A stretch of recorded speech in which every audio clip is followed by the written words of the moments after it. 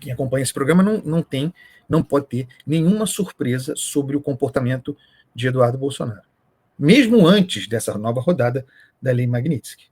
A posição dele é muito clara. Não tem negociação. Não tem conversa. E ninguém vai me convencer, por mais que haja como fato central mais importante a condenação de Jair Bolsonaro, ninguém vai me convencer de que essa segunda rodada de sanções não terá a ver com a articulação do acordão Pacto Republicano de Michel Temer, a turma que está com Tarcísio de Freitas, o próprio Valdemar Costa Neto. A articulação dessa turma, materializada na anistia, sem anistia de Paulinho da Força, ninguém me convence. Ninguém me convencerá de que isso aqui não vem também sob gestões de Eduardo Bolsonaro, que isso não venha também em resposta a essa tentativa bem encaminhada de jogar ao lixo a anistia ampla, geral e restrita, com o que Eduardo Bolsonaro não negocia. Para quem tivesse a pretensão, a ideia de que seria possível uma pacificação, isso é delirante. A não ser que você excluísse Eduardo Bolsonaro e a sua influência inegável. Idem, Paulo Figueiredo, as suas influências inegáveis, diria até mesmo o Paulo Figueiredo mais influente, mais fluente e influente que Eduardo Bolsonaro, a força dessa dupla nos Estados Unidos. Você não pode excluir isso da equação. Se temos a nave Magnitsky sob influência deles, não são eles que decidem, por óbvio, mas sob influência deles, estacionada sobre o Brasil.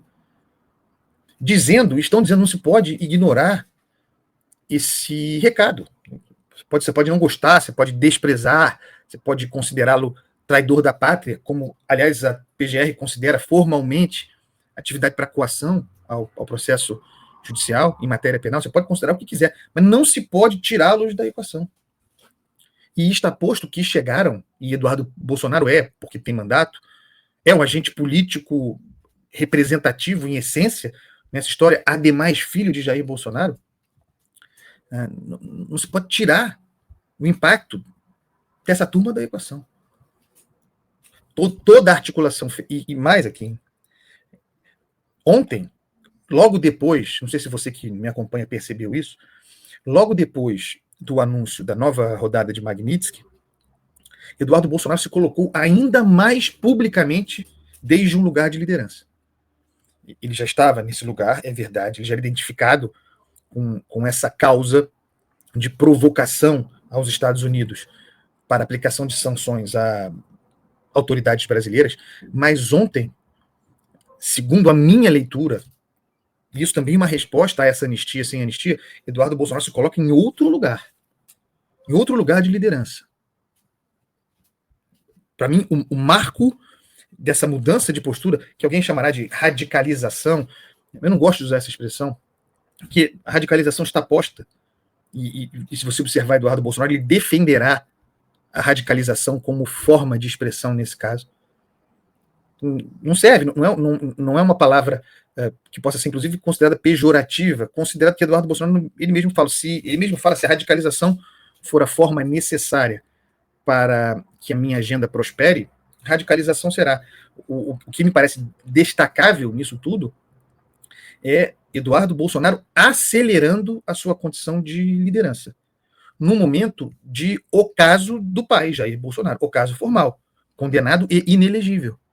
É nesse pós-Bolsonaro, no pós-Bolsonaro, em que Tarcísio de Freitas, inegavelmente, se colocou à frente, também Tarcísio de Freitas faz um movimento de liderança, ou de tentativa de se apresentar como uma liderança à direita no pós-Bolsonaro, é nesse momento que Eduardo Bolsonaro também dá um passo adiante. Eduardo Bolsonaro pode ser que formalmente ele não consiga, acho que não conseguiria se candidatar, mesmo trocando de partido. Acho que Eduardo Bolsonaro é agora o alvo dos processos xandônicos, certo? Acho que Eduardo Bolsonaro não terá condições de elegibilidade no ano que vem. Mas se apresenta, isso é importante, sem muita negação, aliás, sem negação, se apresenta como candidato dissidente. Dissidência, inclusive, em relação ao seu pai. Para mim, uma leitura muito clara no discurso. Repito aqui, nesse momento em que pós-Bolsonaro, e claro, Eduardo Bolsonaro será, ele é um Bolsonaro puro sangue, certo? Então será a encarnação do bolsonarismo puro sangue, o bolsonarismo eduardista, seria o herdeiro natural dessa linha dinástica, digamos assim. Ele se considera o pós-Bolsonaro legítimo, mas também ele está no pós-Bolsonaro. Ele considera o pai chantageado, ele considera o pai, essa é a minha leitura, ele não diz isso, que o pai está sendo chantageado, inclusive por aliados, ele diz, mas que ele considera o pai fraco, e que a sua organização e a sua independência em relação ao pai derivam da leitura de que o pai errou muito nesse processo, inclusive em associação ao Centrão, a Valdemar Costa Neto, isso está muito claro na leitura. Então, Eduardo Bolsonaro se apresenta como uma dissidência bolsonarista a Jair Bolsonaro, de Jair Bolsonaro. Ele está claramente se colocando como sou alternativa a meu pai, porque meu pai, ele não vai dizer, mas porque meu pai não concorrerá em 2026. E nesse sentido, uma espécie de anticandidatura, uma candidatura de denúncia do que ele considera ser a ditadura, a tirania, os ditadores insanos, como ele usou essa palavra insano, do Supremo Tribunal Federal, especialmente de Alexandre de Moraes. Aí diz o Joacir Luquezzi, Andreasa, Eduardo não tem votos, carisma.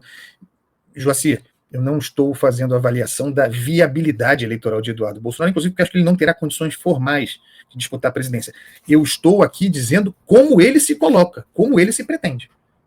Da mesma forma como o Tarcísio de Freitas é uma conta difícil de fechar, escrevi sobre isso no meu artigo de ontem, é uma conta difícil de fechar de Tarcísio, porque ele quer ser o herdeiro, e as mobilizações dele pró-anistia, sabendo que a anistia não passaria, pelo menos a anistia que reabilitasse Jair Bolsonaro eleitoralmente, as gestões de Tarcísio são de alguém que se coloca à frente, por mais que ele não diga, é perceptível, sou candidato a herdeiro dos votos de Jair Bolsonaro.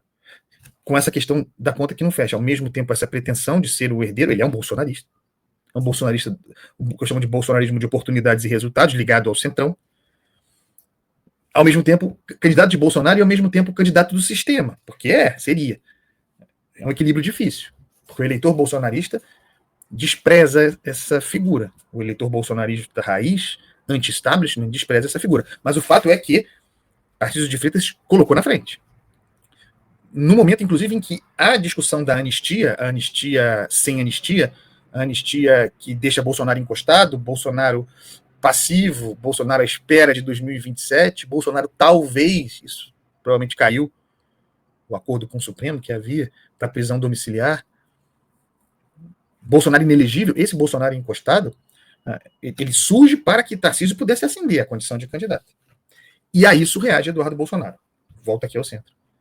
No momento em que surge Michel Temer fazendo inclusive declarações pró-Tarcísio, no momento em que surge Michel Temer, Aécio Neves, Paulinho da Força, com essa conversa de anistia que não é a que o bolsonarismo eduardista quer. Condição para a ascensão de Tarcísio. Bolsonaro a reboque disso. E vem Eduardo Bolsonaro para dizer, não aceito esse acordo. Magnitsky. Não aceito esse acordo mal feito, ele disse. Não aceito esse acordo que ele chamará de Caracu.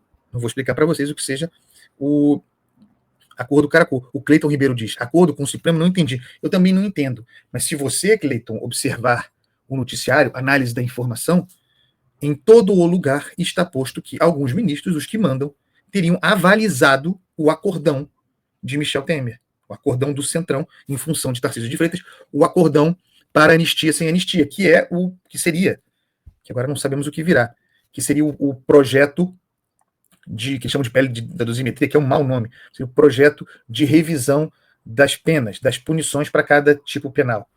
Isso produzindo diminuição de penas, inclusive para Jair Bolsonaro, não sendo anistia, porque perdão não há, mas diminuição de penas e botando na rua, libertando os presos do 8 de janeiro, a raia miúda.